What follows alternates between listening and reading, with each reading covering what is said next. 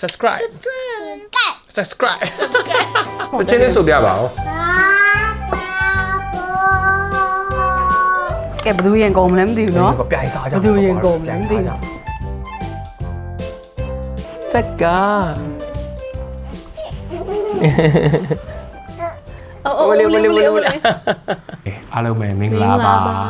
ဒီနေ့က evening routine ဆိုတော့လောလောဆယ်ရော first အခုဒီနေ့ဆောင်ဘိုင်းနေလောက်ပါ Chris ခေါ်တာရေခဲတက်တာရှင်းနေမနေ့ကဈေးဝယ်ရမယ်ဆိုတော့ရေခဲတက်တာလက်ကျန်လေးတွေအကုန်လုံးဖြတ်လိုက်တာဆိုတော့ဝတ်သားပင်စိမ်းချက်တယ်ကြက်သေးမျက်စီပြန်ဒါကဟိုဝတ်သုံးထပ်သားနဲ့ပဲတီးနဲ့ကြော်ဒါမနက်ကကြော်တာဆိုနေနည်းမဲသွားတယ်ကျန်းကျင်ဒီငပိချက်တွေကလည်းစီနေနဲ့ပဲတုံးနေအိမ်မှာပြီးတော့ဒီနေ့လက်ဖက်တုပ်ရမ်းစားချင်တယ်ကိုလက်ဖက်တုပ်လိုက်တယ်စားပါပဲဒီညနေဟင်းကတော့စားပြီးပိုက်ရမ်းစားနေလက်ဖက်တုပ်ကမိုက်ခန်းကျင်ဒီစိမ့်နေတယ်ဝိစားလက်ဖက်တုပ်ထဲမှာဆိုခန်းကျင်ဒီအစိမ့်ရဒါတော့ဒီနေ့ကော်ဖီမရှိတော့လို့ကော်ဖီရယ်ပြောင်းမှုရထည့်တုပ်တာကြိုက်တယ်ပြီးစီကတော့မထည့်တာအောင်ထပ်ပြီးဒီမှာကျုပ်နှလုံးပါပြီဒီနေ့ကိုကျုပ်ဦးကနှလုံးကနေလေးလုံးစားရတယ်ဝိစားမနဲ့နှလုံးကဲစားပါပြီ2 1 3 4 4ချင်းလေးဆိုပြပါဦးအော်ချစ်လိုက်တာ妈妈手陪猪 Happy birthday to you တော့ again နော် Happy birthday ပြီးသွားပြီလေချက်ရလားပြီးသွားပြီလေတဲ့လေးက Happy birthday က birthday မှာပဲလုပ်ရတာ once a year တတာနာမည်ကတတာကြော်မိုးပပကသွေးကြော်မိုးတတာဆက်ကကြော်မိုးမမနာမည်ကပါလဲ妈妈怎么？မမကြော်မိုးကိုရီးယားတော့စားပြီးပြီမှာသားမီးရေဆက်စားနေအခုတတအခုပဲရေချိုးပြီးတော့ရေချိုးပြီးရလားတတအခုရေချိုးပြီးရအော်ရေပြဘလို့ကြီးဟာလို့ပါတတဘာပြောတတအမလီရေချိုးပြီးပါပြီအမလီချီခိုင်းနေရတာချီခိုင်း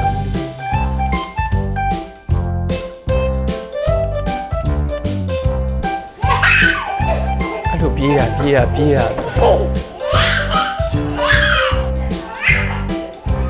ါတို့ပဲပြေးနေတာ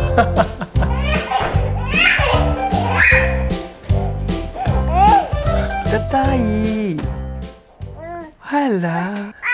အဲ့လိုခေါ်တော့ချီခိုင်းနေပြီနော်တတနော်ချစ်စရာလေးချင်း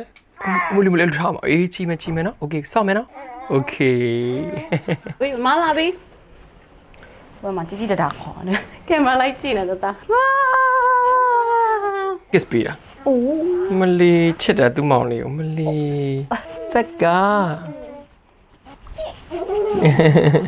ជីတတာရဲ့အိတ်ခန့်ကြီးဖတ်ပေးရတဲ့စာအုပ်တော်ဒီမှာကြည့်အေးချမ်းပြီဖြစ်နေမလီချစ်တယ်တတသူជីစကားပြောနေတတရှောက်မလားပပစီလားတတအရေးကြီးတာတတကိုကာနဲ့တတနဲ့ပေါင်းလိုက်တာကာဖြစ်နေဟာလမ်းရှောက်မအမလီလေးလာနဲ့ရှောက်နေပြီအမလီချစ်စရာသူကစောရိတ်တယ်ညစု6နိုင်ဆိုအိတ်ပြီတတသူမအိတ်ခင်နောက်ဆုံးစောဟိုတယောက်ကလုံးဝငြိမ်မနေဘူးပတ်ပြေးနေလုံးဝအခုမြင်တဲ့အတိုင်းပဲတတကပပားတာလားမမားတာလားပါတာလားမားတာဟောမမားတာဟောတတကြည့်နေရလိုက်ပဲချင်းချစ်ကလေးကကြည့်နေရလားမပါကိုကြည့်နေဟဲ့လားဇူးမှာဘာကောင်သွားကြည့်မှာလဲတဲ့ပြောပြလိုက်ဘေဘီတိုက်ကကြည့်အော်ဘေဘီတိုက်ကဇူးမှာကြားပေါက်လေး၄ကောင်လားမသိဘူးစီဘေဘီတိုက်ကတတကြည့်နေပါပါတတဇူးမြောက်ဘူးသေးဘူးတတဇူးသွားတော့မယ် Okay တတဒါလေးလို့တတဒါလေးကင်တက်တယ်ရော့ဒီမှာဟိုလေးနှိပ်တာမလီတတကိုဘယ်ဟာပေးမှလဲជីတတဘောရမ်းကြိုက်တာတော့ဆော့ဆော့ကနှိပ်တယ်โอเคကံမှာတော့ကံမှာအမလီကံမှာဘောကပ်မြတ်မှာမွေးရနော်အမလီကံမှာတော့တတလည်းနဲ့ကြီးထွက်တယ်ဟဟလားတတပိုက်စာနေပြီနောက်ဆိုကွာကိုကင်တောက်တော့မှထင်တယ်ဆော့ချင်တယ်ဒီဘက်သူအဆော့မှန်နေဆော့မှန်ဘလူးလေးချစ်ဆုံးမလီ good boy လိမ္မာနော် good boy ဘလူးဒါဘလူးချက်လားဘလူးပေးမလားတဲ့ကဒါဟာကဲဘာတွေလုံးနေတဒါတော့တိန်လုံးတော့မှာထောက်ပတ်တီဖြော်ရေးထောက်ပတ်တီ online ကနေမှာထားတန်လို့ထောက်ပတ်တီဖြော်ရေးတဒါအတီးကိုအဲ့လိုဒီတိုင်းဆိုမစားဘူးနောက်ပိုင်းနည်းနည်း juice တွေပါလုတ်ပေးမှာ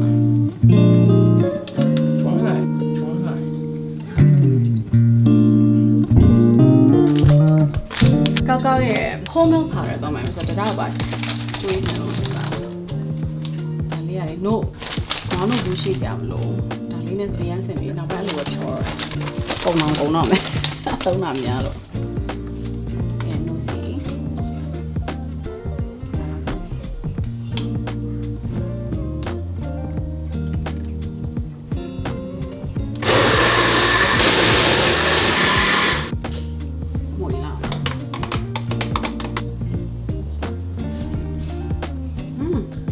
ချိုလေးကြိုက်လားစင်စိမ့်လေးကြိုက်လား ချိုစိတ်နေပေါ့ နည်းနည်းလေးအခုကစိတ်နေပြီချိုနည်းနည်းလေးချိုနည်းနည်းလေးထပ်ထည့်ပေးပြီး နည်းနည်းလေးချို သူကလည်း လက်ဖေးချိုစိတ်နေပေါ့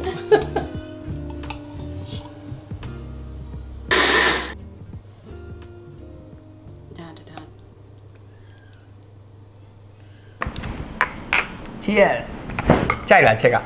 juice ကြိုက်လားအမလေးအစားအမလေး我上回ကြည့်လိုက်အာโอ้တော်တော်စားရပဲ ကဲဘယ်သူရင်ကုန်မလဲမသိဘူးเนาะ ကပြိုင်စားကြ ဘယ်သူရင်ကုန်မလဲမသိဘူး မမ cheers ဝါကုန်တော့မယ်ကွာမတဲလေးကုန်တော့မယ်မလည်းကုန်တော့မယ်ပပလည်းကုန်တော့မယ်ဝါကြိုက်တယ်เนาะ ကုန်ပြီ အာ တော်တော်စားရပဲကွာချက်ကလေးอ่ะ first သူအိမ်လုံးမုံနဲ့ဆိုရင်အိမ်မှာ strawberry ဖြော်တယ်အဲ့လိုထောပတ်တီဖြော်တယ်အဲ့ဒါဆိုရင်သူလည်းစားလို့ရတယ် first လည်းစားတယ်ကြိုက်တယ်သူလည်းကြိုက်တယ်ဖြော်လို့လည်းအဆင်ပြေရယ်မမကုန်တော့မယ်တဲ့အ မလေးစားရအောင်ကြိုက်တယ်အမလေး 爸爸 ပပကုန်ပြီလေးမာလေးပပကုန်ပြီတော့တင်းနဲ့ဆက်စားလိုက်မှာကုန်ပြီမကျ ဝါ လာပြီရဲစစ်ကဆက်သေးတယ်ကြည့်ကုန်ပြီလားကုန်ပြီ ကုန်တော့မယ် almost baby ဝါရင်တော့ဆိုသူ့ကိုထောပတ်တီကိုအဲ့လိုခြေပြီးတော့လေနှုတ်စီလေးနဲ့ပဲဆိုသူကစားတယ်မနောက်ပိုင်းကျတော့လို့ဟိုဆိုလို့ဒီလိုမျိုးလေတူတူတောက်တယ်စားတယ်ဆိုမှသူက လက်ကြီးမထိုးထက်အောင် လက်မထိုးထည့်နဲ့နော်လက်ထိုးထည့်အထွက်မှာပေါ့ထုံးစံမယ်လေအခုနောက်ပိုင်းကအခုသူဒီလိုပို့ကြိုက်တယ်ပြစားလဲသူ့ healthy fat ဝင်အောင်ပြီးပြီလား ဟုတ်ပြီလား အချီလက်စီမယ် โอเคလက်စင်းမယ်နော်မနမဘလူးကစားတယ်လက်စီးရတော်တော့ကွာဘဘဘဘဘ လို့စေးရတယ်တတား ဟာလာ ပြီးပြီ တုံးမယ်တော်တော့ကွာ Okay bye bye ဝိုင်းသိမ့်ပေးပါအောင် ဒီကလေးသိမ့်မိလိုက်ပါဦးတော်လိုက်တာတုံတုံမမနီ Yay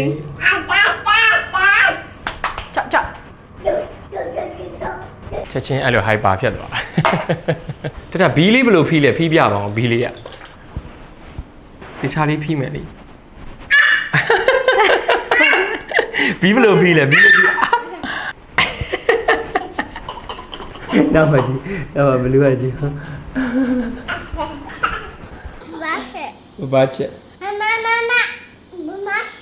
မမလေးမမောလည်းချက်တယ် ဒါခဏလေးထပ်စားခြင်းစားရအောင်မချန်တာပေးမယ်နော်မချက်အိုးမလေးချက်ဘယ်အနေမှာ 1 2 3 4 5ကဲလေမျိုးနဲ့အောင်လုံးလူမျိုးပြုံလေမျိုး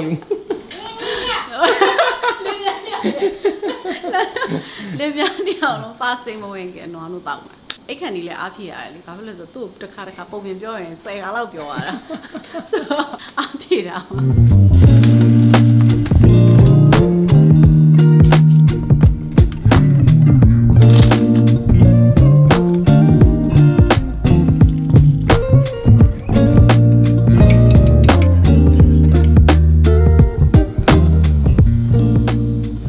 ကဲ ဒါလို့တို့လို့ပြ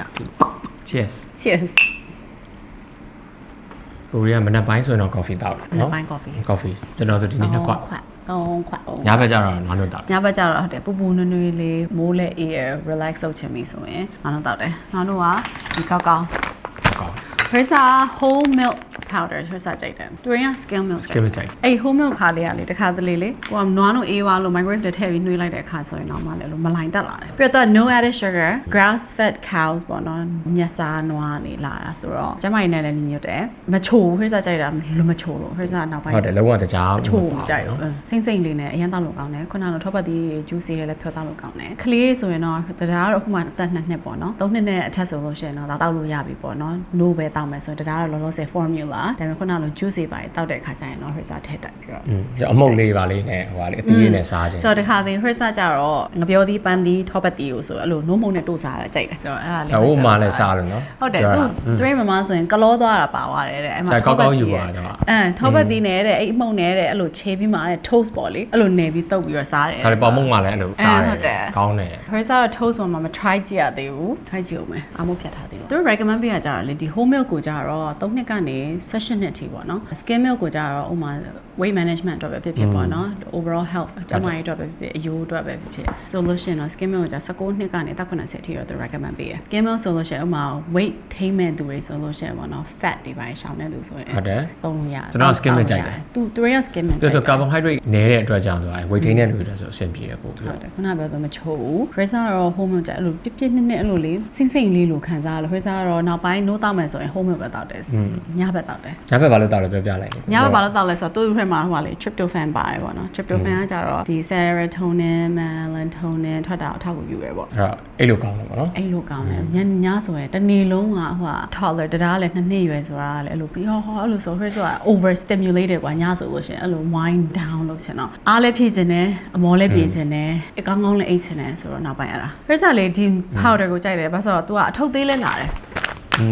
နွားနို့ဆိုရင်ပေါ့နော် Hrisa powder အဆင်ပြေတယ်နောက်ပိုင်းဘူးအကြီးတွေကဝယ်ပြီးရင်ရေကတက်တာတွေမှာ expire ဖြစ်သွားတယ်တခါလေမကုန်ဒါကြတော့ shelf မှာတင်ထားတယ်ကွာ तू အဲ့လိုထားလွတ်ခံတယ်ပယ်သွားလို့လည်းအဆင်ပြေခီးသွားရင်လည်းမထုတ်သေးဘူးဘာလို့အကုန်လုံးထည့်ဖြောတောက်လို့လည်းရတယ်ဆိုတော့ဒါအရင်အဆင်ပြေကောင်းကောင်းမျိုး powder ကစီးချိုသမားတွေအတွက်ဆိုလို့ရှိရင်လည်းအဆင်ပြေတယ်နောက်ခီလိုသမားတွေအတွက်ဆိုလို့ရှိရင်လည်းအဆင်ပြေတယ်ခီလိုသမားဆို whole milk ပေါ့နော်ပြီးလို့ရှိရင်သူ့မှာ omega 3 fatty acids ရော vitamins minerals ရောအကုန်လုံးပါတယ်ပေါ့နော် quality တော်တော်ကောင်းတယ်တောက်ကြည့်လိုက်တော်တော်ကောင်းတယ်နော် marketplace မှာလည်းဝယ်လို့ရတယ်အိမ်ကိုတစ်ထုပ်တော့ Hrisa ရရှိတဲ့နဲ့တယ်။ဆိုခဏလိုမျိုးဘတ်စုံသုံးလို့ရတယ်။သူကပြည့်ပြည့်နေနေနော်ဖြော်လိုက်ရင်လည်းအရင် very convenient ခဏပြောတော့ very convenient အရသာလည်းကောင်း travel friendly လည်းဖြစ်တယ်။တခုပဲရင်တွေးအရန်ပူပူကြီးတော့ထည့်မဖြော်ခိုင်းဘူး။ရေအေးလေးနဲ့လည်းဖြော်လို့ရတယ်။ရေနဲ့လည်းဖြော်လို့ရတယ်60 degree ပေါ့နော်။အဲ့လောက်နဲ့ဖြော်ရင်တော့ပိုပြီးတော့ recommend လုပ်တယ်သူက။ဘာလို့ protein တွေပါပျောက်သွားမှာဆိုလို့ပဲ။တထုပ်လောက်တော့ try ကြည့်တဲ့နဲ့ try ကြည့်ပါ။ခဏကိုရီတော့ break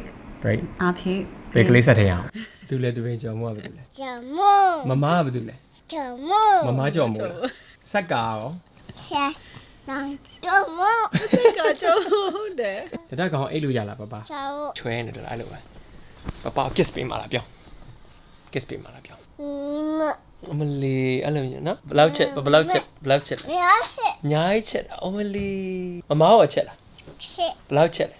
ညာချက်ဟာလားတသားဆက်ကရောချက်လားညာချက်โอเคတစ်ရှူးကယူသေးတယ်တုတ်မလီဟုတ်ပါမိုက်ပြက်โอเคမိုက်ပြက်โอเคလာကြောက်တယ်โอเคမလိုက်တိုင်းမယ်သူကြီးဖြစ်နေပြီဟောတော့ရီပြောင်းသွားတော့မှာပေါ့ရှာရီပါတိုက်ရှာရီပါတိုက်ဘူးရှာတော်လိုက်တယ်ရှာရီတိုက်တော့မလီတော်လိုက်တော့မှုရွာတော့မှာပါစက်ကမွေးပြီလားနည်းနည်းလူသေးတယ်နည်းနည်းဖီလောက်ပါဖီဒါဘာပေးရှူလိုက်ပါနက်နေမှုလာလို့ပြပါအာမှုရွာပြီကွာမှုရွာပြီကျဲသွားတိုက်လိုက်တာအော်မလီကြွားတာအဲ့လိုမျိုးညရတယ်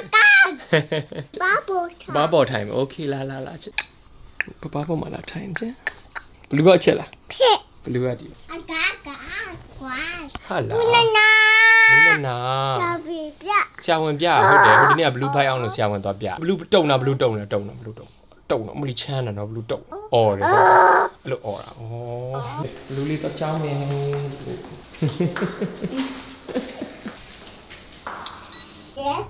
ဒါလေးရက်အဲ့ရက်တောင်ဘသူဝယ်ပြီးထားတယ်ပပပဲဩဟုတ်တာဗောကိုမှတ်ထားတာနော်ဟုတ်ပြီရောဘသူပဲဝယ်ပေးလဲချီဟာပဲ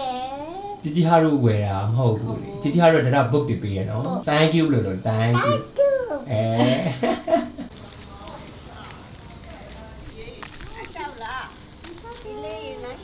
ဒီလေးကဘသူဟာလဲဘသူဟာတူတာဟာလေးကသူဟာလေတူတာကိုချစ်လာတဲ့ချစ်ဟုတ်တယ်ဘလူးရောပေးမလားတဲ့တူတာဟာပေးဘူးပေးဘူးโอเค bye good night bye kiss ပေးပါဟုတ်လိုက်တာလိမ္မာလိုက်တာဘာမီညရှိမှာ